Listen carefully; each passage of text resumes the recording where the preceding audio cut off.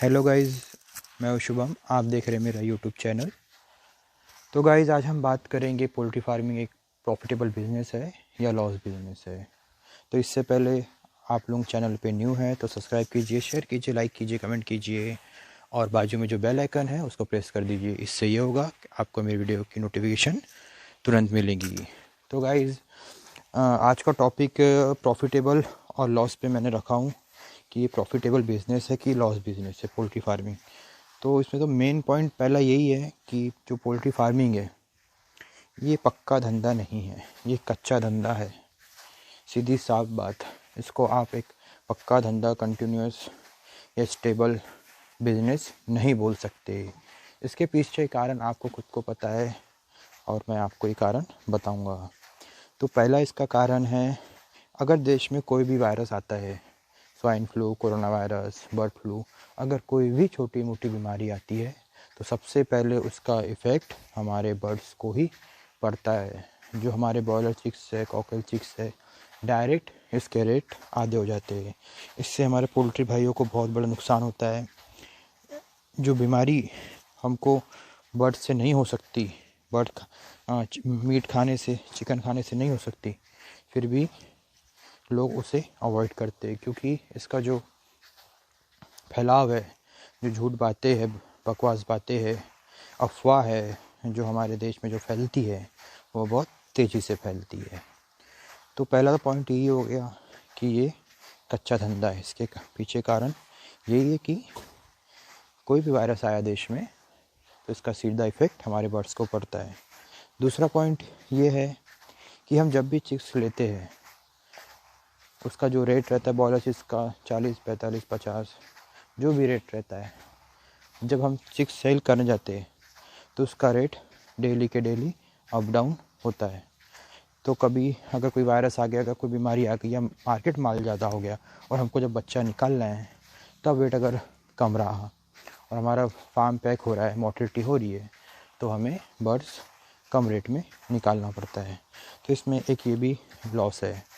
तो आप ये समझ लीजिए, जो ये धंधा है ये 1 ईयर यानी कंटिन्यूस 1 ईयर का आप पकड़ते हो तो ये एक एवरेज प्रॉफिटेबल बिजनेस है, एक स्लो साइकिल बिजनेस है।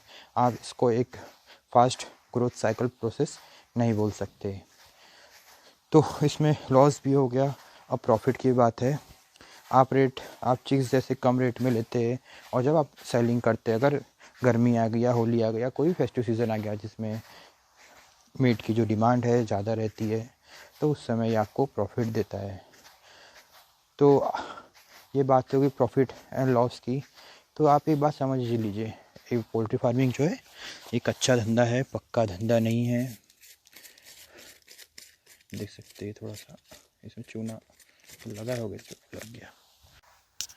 थर्ड पॉइंट ये हो गया, जैसे हम कॉन्ट्रैक्ट फार्मिंग करते हैं तो उसमें एक प्रॉफिट या एक फ़ायदे की बात ये होती है, जैसे अभी कोरोना था या बर्ड फ्लू आया था तो उसमें जो कंपनी के रेट थे, कंपनी ने रेट जो पहले दी थी वही कंपनी ने रेट में माल खरीदी है। मार्केट रेट कम भी था तो कंपनी ने वो रेट में खरीदी है जो कंपनी हमको रेट दी थी। इसके अलावा जो इंडिविजुअल फार्मिंग करते हैं उनको फिर इस सिचुएशन में लॉस झेलना बहुत पड़ता है क्योंकि रेट जो थे 40 रुपये प्रति किलो पहुंच चुके थे और बच्चा ही समझो 35 रुपये का एक बच्चा अपना आता है। और अगर इसके अलावा जो दूसरा सीज़न रहा, जैसे वायरस नहीं रहा और कोई पेंडेमिक नहीं रहा या कोई अफवाह नहीं रही और बाकी नॉर्मल सीज़न रहता है, उसमें जो कंपनी के जो फार्मर्स है उनको एक फ़िक्स रेट मिलता है और बाकी जो ओपन या इंडिविजुअल फार्मर है उसको एक अच्छा रेट मिलने की संभावना ज़्यादा रहती है। तो ओवरऑल ईयरली ये दोनों डायरेक्टली प्रोपोर्शनल है। कभी इसको थोड़ा घाटा तो उसको थोड़ा प्रॉफिट, उसको थोड़ा प्रॉफिट तो इसको थोड़ा घाटा। मगर कॉन्ट्रैक्ट फार्मिंग में जैसे अभी पेंडेमिक था बर्ड फ्लू का, उसमें ये दिक्कत आई थी कि बर्ड जो 35 से 40 दिन में उठना चाहिए वो 42 से 45 दिन में उठ रहा है। तो आपको लॉस इधर भी झेलना पड़ता ही है, एज अ डे झेलना पड़ता है, एज अ मोर्टेलिटी झेलना पड़ता है। मोर्टेलिटी भी जैसे जैसे डेज बढ़ते हैं वैसे वैसे मोर्टेलिटी भी बढ़ती है। तो ये जो बिज़नेस है एक नहीं बोल सकते कि पक्का धंधा है, एक अच्छा धंधा है। आपको साल भर टेंशन रहेंगी कि कब रेट अच्छा रहता है और कब रेट डाउन रहता है, क्योंकि इसमें रेट में 1-2 रुपये का फ़र्क नहीं पड़ता। फ़र्क पड़ा तो 5, 10, 15 रुपये पड़ता है, उसमें भी लोग डाउन में माल खरीदते हैं। तो इसी के साथ एक ये छोटा सा वीडियो था। आप लोग प्लीज़ लाइक कीजिए, शेयर कीजिए और सब्सक्राइब ज़रूर कीजिए।